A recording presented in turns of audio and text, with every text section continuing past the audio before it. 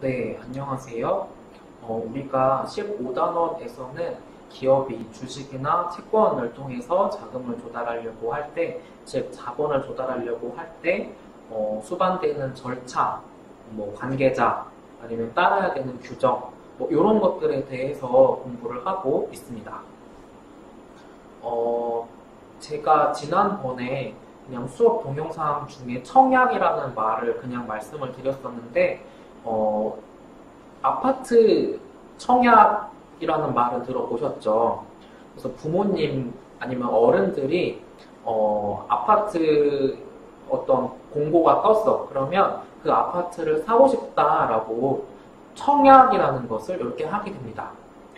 그런데 그 아파트 청약과 마찬가지로 주식의 경우에도 뭐 채권의 경우에도 이렇게 투자자들한테 청약으로 신청을 받아서 뭐 추첨을 한다든지 아니면 뭐 그 일정 부분만 살 수 있게 한다든지 그렇게 청약이라는 거는 아파트에만 청약을 하는 게 아니라 이 주식이나 채권에도 청약을 한다라는 것입니다. 그래서 지금 우리 잠깐 이 기사를 통해서 보시면 현대차가 요즘에 계속 뭐 채권 같은 거를 통해서 유동성을 쌓고 있는데 그래서 지금 보시면 코로나19 때문에 혹시 모를 위험에 대비하기 위해서 유동성을 계속 확보를 하고 있다라는 것입니다.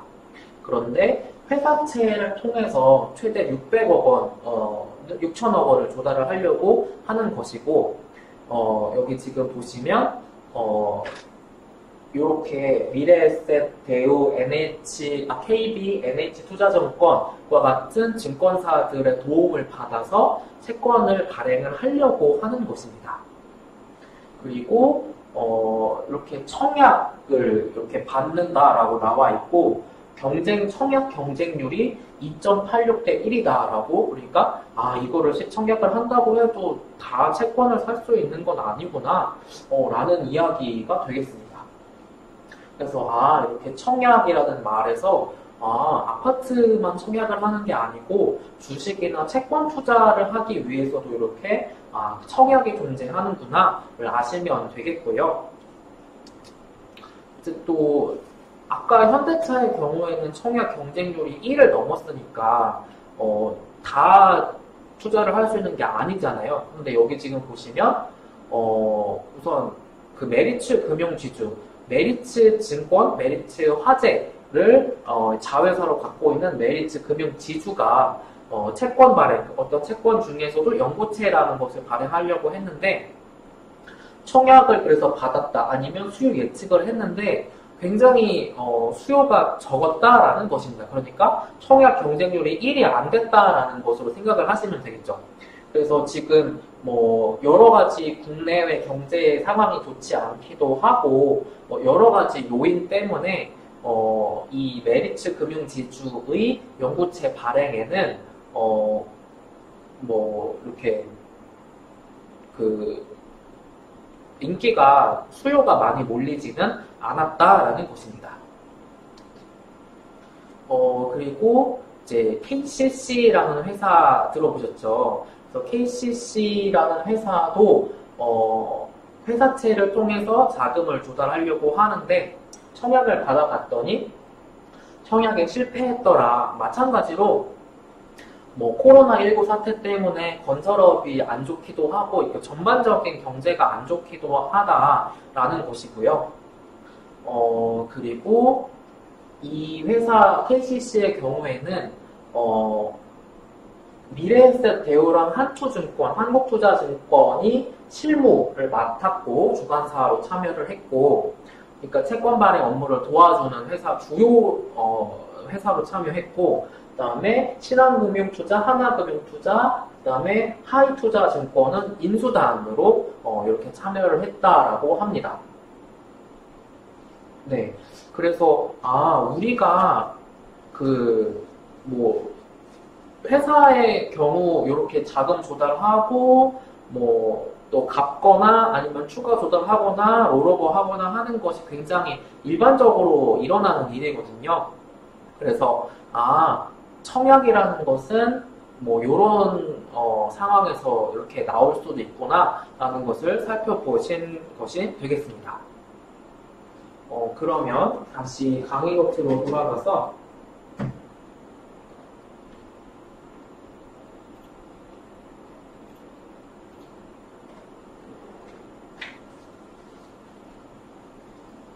어, 15.4 부분부터 공부해보도록 하겠습니다. 이제 우리 앞에서 신문 기사에서 보셨고 또 이 15단원 시작할 때 말씀드린 것처럼 이 회사 어떤 자금을 조달하려고 하는 회사는 주로 우리나라는 증권사, 미국으로 말하면 투자은행의 도움을 받아서 이 주식 발행이나 채권 발행을 하게 됩니다. 그래서 이 증권사, 투자은행이 주식 발행, 채권 발행 업무를 대신 해준다는 것이죠. 그래서 그렇게 이 주식 발행, 채권 발행 업무에 투입된 증권사, 투자은행을 뭐라고 그때는 특별히 부르냐면 아까 신문 기사에서 잠깐 보신 것처럼 인수회사, 영어로 언더라이터라고 부릅니다. 혹은 아까 신문 기사에 나온 것처럼 간사, 주간회사, 간사회사 이렇게도 부르고요. 뭐 미국의 투자은행 아시는 뭐 모건 스탠리라던가 뭐 JP 모건 같은 회사들이 다 이렇게 어떤 일반 기업의 주식 발행, 채권 발행을 도와주는 업무를 하고 있습니다. 우리나라 증권사들도 요 인수회사, 간사회사 업무를 하고 있고요.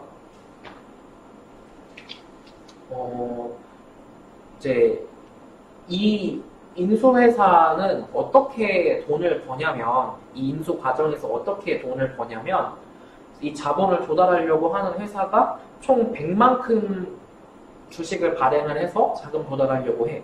그러면 이제 이건 뒤에서 바로 뒷페이지에서 배울 텐데, 이거를 증권사, 인수회사, 간사회사가 100에 사, 주식을 100에 사, 채권을 100에 사. 그런 다음에 이거를 내가 시장에, 그러니까 기관 투자자나 일반 투자자들한테 예를 들어 110에 팔어. 그러면 나는 중간에서 10을 마진으로 먹는 거죠. 이런 식으로 쉽게 증권사, 요 인수회사들이 인수 과정에서 이렇게 돈을 버는구나 라고 생각을 하시면 되겠습니다. 그런데 아까 기사에서 보신 것처럼 뭐 이렇게 채권이나 주식 발행하려는 규모가 크거나 할 때에는 이제 여러 증권사를 선정해서 인수연합으로 이렇게 하기도 하고요. 이제 그렇게 인수연합으로 하게 되면 그 중에 대표 아니면 공동대표를 세워서 그 중에서도 좀 뭔가 리더 아니면 그냥 아까처럼 기사에서처럼 그냥 뭐 인수만 하는 회사 그렇게 어떤 또 구분도 하게 됩니다. 그리고 이 부분은 아까 말씀드린 것처럼 그래서 이 중간에서 인수회사가 먹는 거를 조금 이제 있어 보이게 스프레드, 총 스프레드 혹은 인수 할인이라고 이야기를 하고요. 회사가 자금 조달이 필요한 회사가 어떤 증권사한테 인수 업무를 맡길까 하면 이 증권사를 골라야 되겠죠. 그러면 이렇게 협상을 통해서 증권사를 선정하기도 하고 이제 공공기관이나 뭐 그런 경우에는 이렇게 경쟁 입찰을 통해서 인수회사를 선정하기도 한다라는 어떤 부수적인 내용이 되겠습니다. 이제 이 부분은 조금 중요한 부분이에요. 이 인수의 형태 부분에서는 그래서 이 증권사가 주식이나 채권을 인수 업무를 해주는 방법, 형태에는 이렇게 크게 세 가지 전량 인수, 위탁 모집, 더치 옥션 인수 세 가지 형태가 있습니다. 그래서 이 전량 인수라는 거는 뭐냐면 자금을 뭐 예를 들어 주식을 아까처럼 100을 발행을 하려고 해. 그러면 인수회사가 이거를 다 받아. 그런 다음에 이거를 시장에 내가 다 팔든 이거를 인기가 없어서 못 팔든 모든 위험은 이 증권사, 인수회사가 지는 거야. 요 방식이 전량 인수 방식이 되겠습니다. 이러한 방식이 가장 널리 쓰이는 일반적인 형태라고 하고요. 그렇다 보니까 그 중간에서 인수회사는 그 마진을, 중간 부분을 먹는 거잖아요. 그러니까 그렇게 인수회사가 먹는 거구나 라고 생각을 하시면 되겠습니다. 그리고 아까 말씀드린 것처럼 우선 이 발행 물량을 증권사가 다 받는 거야. 그러니까 거기서 돈은 또 이제 주는 거고. 그러니까 모든 위험을 인수회사가 다 진다라고 생각을 하시면 되겠습니다. 그러니까 역으로 이 자본을 조달하려고 하는 회사는 얼마나 편해. 하나도 신경 안 쓰고 그냥 내가 발행하려는 주식, 채권 물량 그냥 다 넘기는 거야. 그러니까 엄청 편한 방식이죠. 이 발행 회사한테는. 그리고 이 인수회사가 물량을 받았잖아요. 주식이나 채권 물량을 받았잖아. 그러면 이거를 기관 투자자나 개인 투자자들한테 팔아야 되는데 이제 그렇게 팔 때에 뭔가 큰 컨벤션 센터 빌려가지고 무슨 삼성 갤럭시 뭐 신제품 나오면 언팩 행사하는 것처럼 그렇게 판매하기 위해서 이렇게 뭐 가서 PT도 하고 투자자들도 만나고 하는 거를 이렇게 로드쇼라고 합니다. 그래서 우리나라 국민연금 500조가 넘으니까 정말 세계적인 큰 손이거든요. 그러니까 그런 기관 투자자들이나 큰 손들한테는 증권사가 직접 찾아가서 PT하고 설명하고 이제 투자 제발 해주십시오 이렇게 하는 거고요. 이제 그런 게 다 로드쇼라고 하시면 생각하시면 되겠습니다. 그래서 이 앞에서 지금 우리가 살펴본 전량 인수 방법은 되게 쉽죠. 발행 물량을 증권사 인수회사가 다 받는 거예요. 요게 이제 전량 인수 방법 가장 대표적이고 가장 많이 쓰이는 방법이고, 이제 두 번째 방법이 위탁 모집 방법입니다.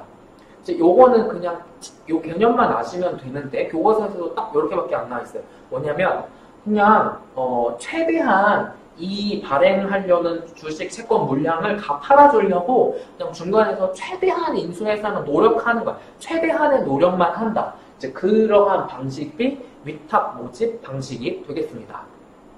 이제 그리고 세 번째 방법이 더치 옵션 인수 방법이 되겠습니다. 이제 요 더치 옵션 인수 방법은 약간 이제 생소할 수도 있고 약간 특이한 방법이라서 조금 주목해서 보시는 것이 좋을 것 같아요. 입찰을 붙이는 하나, 청약을 하기는 해. 그런데 이제 약간 방식이 조금 독특하다는 특징이 있겠습니다.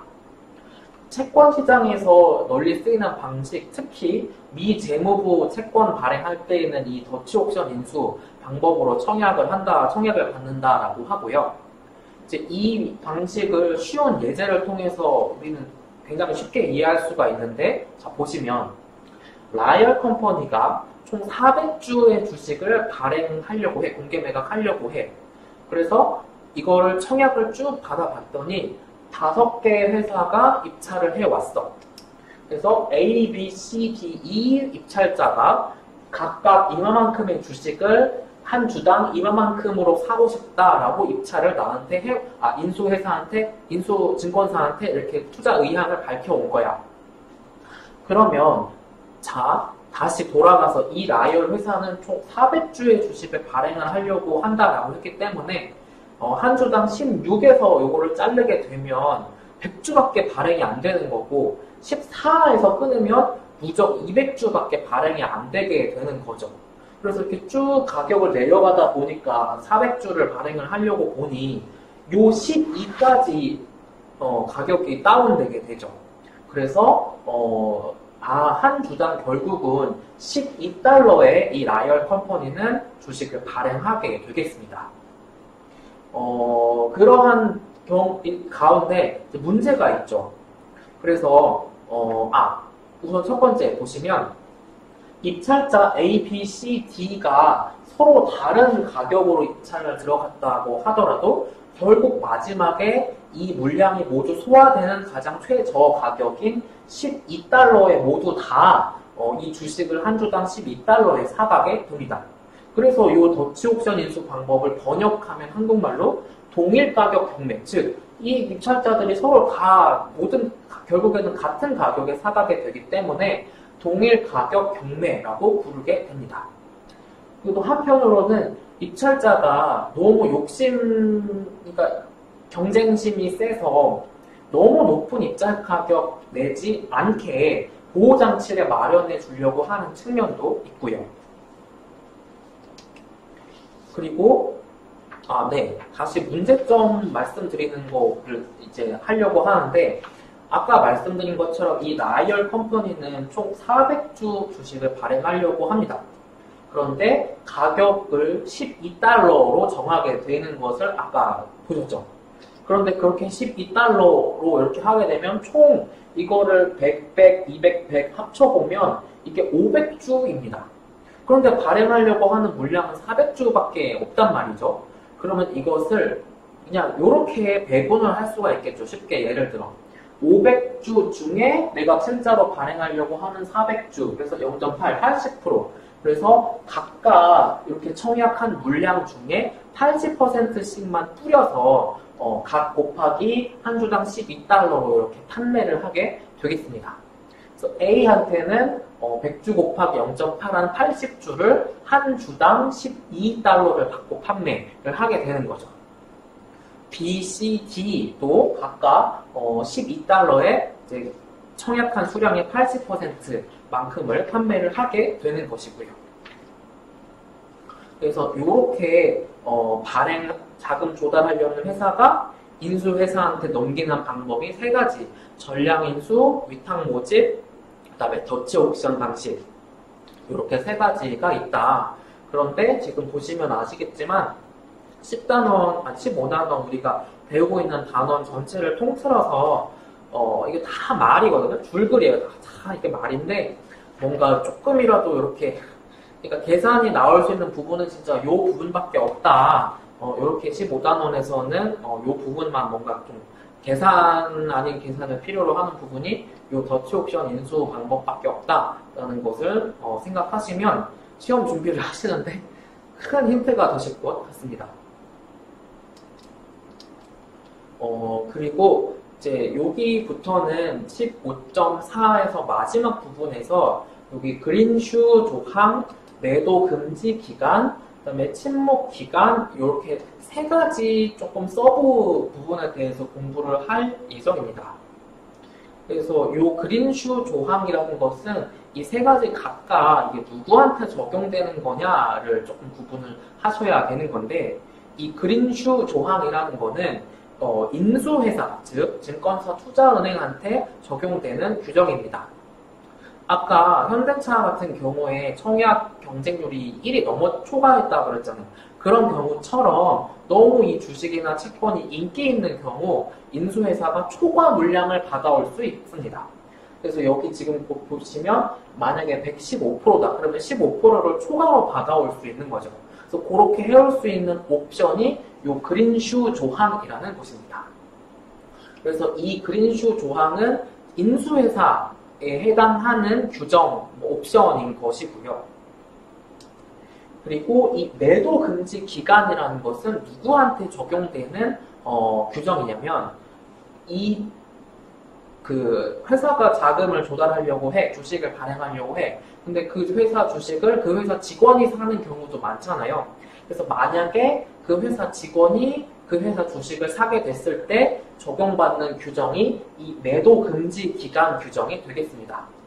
그래서 여기 지금 보시면 IPO 이후 이를테면 180일 정도 이 회사 주식을 산 직원은 180일은 주식 못 판다라는 거예요. 그렇게 하면 180일 동안은 최소한 180일은 회사를 위해서 열심히 일을 할 수밖에 없잖아요. 주가 떨어지면 안 되니까. 그러니까 그렇게 좀 투자자를 위한 보호장치를 마련을 해주는 거고요. 그래서 매도 금지 기간이 끝나면 주식을 팔 수 있으니까, 이제 여기 나와 있는 것처럼 매도 금지 기간이 끝나면 시장에 주식이 많이 풀리다 보니까 가격이 떨어지는 경우가 좀 많더라라는 것입니다. 그리고 이 침묵 기간이라고 한 것은 다시 또 돌아와서 인수회사에 적용되는 규정이라고 보시면 되겠습니다.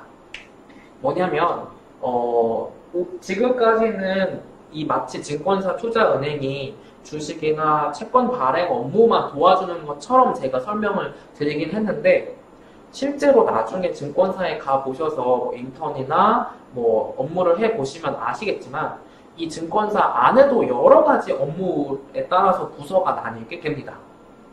그래서 주식 아니면 채권을 투자해 보신 분이 있으면 증권사 애널리스트가 이렇게 계속 분석 보고서를 내면서 이 회사 주식은 앞으로 뭐 전망이 좋으니 매수 추천합니다. 이런 보고서를 내는 애널리스트 그 연구 부서도 있고 앞에처럼 주식이나 채권 발행 업무를 도와주는 부서가 있습니다. 그리고 우리 같은 개인 투자자들한테 HTS나 MTS로 주식 사고 팔고 할 수 있도록 그 매수 매도 그래서 그 브로커이지 하는 거로 이제 수익을 내는 이런 파트도 있고요. 그래서 이 증권사 안에는 이렇게 여러 업무 성격에 따라 부서가 존재를 하는데, 자, 삼성증권이라고 하자. 그래서 삼성증권이 어떤 자금을 조달을 하려고 하는 회사의 주식 발행 업무를 맡게 되었어. 정확히 말하면 삼성증권 안에 있는 이 IB 부서가 어떤 발행 회사의 주식 발행 업무를 맡게 된 거지. 그러면 삼성증권 안에 있는 다른 부서, 애널리스트 이 부서에 있는 애널리스트는 그 지금 삼성증권의 IB 부서가 맡고 있는 주식 발행 업무를 맡고 있는 그 회사 주식에 대해서 함부로 매수 추천합니다. 이런 의견을 내지 못하게 된다. 그래서 이 침묵 기간 동안에는 그냥 팩트에 대해서만 그 회사에 대해서 말을 할 수 있다던가 아니면 일반적인 발표만 할 수 있게 되어 있습니다. 이것은 왜 그러냐면 아무래도 이 같은 조금 더 자세하게는 이제 나중에 배우실 기회가 있을 텐데 이 같은 증권사 안에 이 발행 업무를 도와주는 부서와 애널리스트와 아무래도 같은 회사 안에 있으니까 뭔가 좀 정보 교류가 되거나 새어나가거나 할 수가 있겠죠. 그러면 이거는 어찌됐든 내부 정보를 알고 거래를 하면 이건 불법이란 말이에요. 그래서 투자자 보호를 위해서 이렇게 침묵 기간, 즉 만약에 어떤 증권사가 어떤 발행 회사의 발행 업무를 맡고 있어. 그러면 그 회사에 속한 애널리스트들은 최소한 이 침묵 기간 동안에는 팩트만 말할 수 있어. 우리 회사의 이 부서가 발행 업무를 맡고 있다. 그런데 뭐 중동에 무슨 뭐 LNG 선을 납품하기로 뭐 100척을 납품하기로 뭐 계약이 되었다. 뭐 이런 팩트밖에 말을 못 한다는 거죠. 그래서 이렇게 하는 것이 침묵 기간, 즉 요거는 다시 인수회사에 적용되는 규정이라고 아시면 되겠습니다. 그리고 요거는 또 약간 다른 서브 내용인데 지금까지는 이 회사가 주식이나 채권을 통해서 자본을 조달하려고 할 때 무조건 증권사를 끼워야, 그러니까 인수회사가 있어야만 자금 조달이 가능한 것으로 제가 말씀을 드렸습니다. 그런데 실제로는 그렇지 않고 이 회사 안에 뭐 회계사 자격증 가진 사람도 있고 세무사 자격증 가진 사람도 있고 변호사 자격증 가진 사람도 있고 증권사에서 일하다 온 사람도 있어. 그러면 굳이 비싼 비용을 들이면서 인수회사를 통해서 자본을 조달할 필요는 없겠죠. 예를 들면 그래서 이렇게 회사가 인수회사를 끼지 않고 내가 직접 상장을 할 수도 있는데 그러한 경우를 직접 상장 혹은 줄여서 직상장이라고 합니다. 그래서 예를 보시면 유럽에서 그리고 미국에서 많이 쓰는 우리나라의 멜론 같은 음원 서비스 업체인 스포티파이가 뉴욕 증권거래소 NYSE에 직상장했던 사례가 있다라고 합니다. 이것은 앞서 말씀드린 것처럼 인수회사 끼고 요거를 하게 되면 인수회사에 줘야 되는 각종 비용들, 인수회사에만 돈 주나? 변호사도 선임해야지, 회계사도 선임해야지, 세무사한테도 자문 받아야지, 이게 장난이 아니라고. 그래서 그러한 비용들을 다 줄일 수 있기 때문에 직상장을 했다라고 이렇게 나와 있습니다. 네, 그러면 이번 동영상에서는 우리가 15.4 부분까지 공부를 해본 것으로 하고 다음 동영상에서 또 이어서 보도록 하겠습니다.